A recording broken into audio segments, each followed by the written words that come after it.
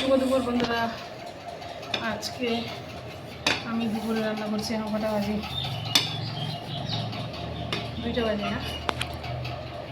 তো আমার আজকে রান্না হয় নাই এখনো। তারপরে আবার আজকে ভুট্টা ভাঙানো হলো, সেগুলো পরিষ্কার করানো হলো। তো আজকে আমি রান্না করব।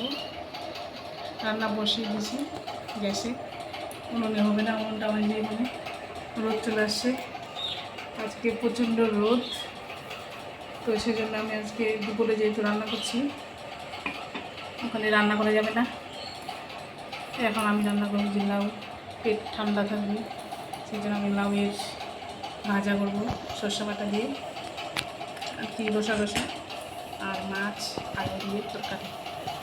তার সাথে আছে একটু যে আমি আসছি ফেরে বিশাল বড় বড় একটা আছে এখানে,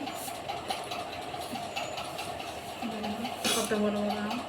এগুলো আমি চাটনি করবো আর মাখা করে খাবো, আপনাদেরকে দেখাবো কীভাবে মাখা করছি। তো আমার এইটুকুনি, আমাদের আম মাখা রেডি। আটি কীভাবে বাটি বাটি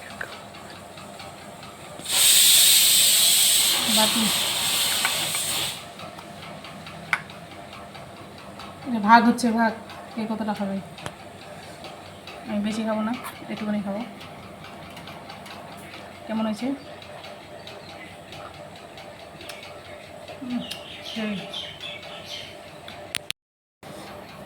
বন্ধুরা, কে কে আম মাখা খাবেন চলে আসেন।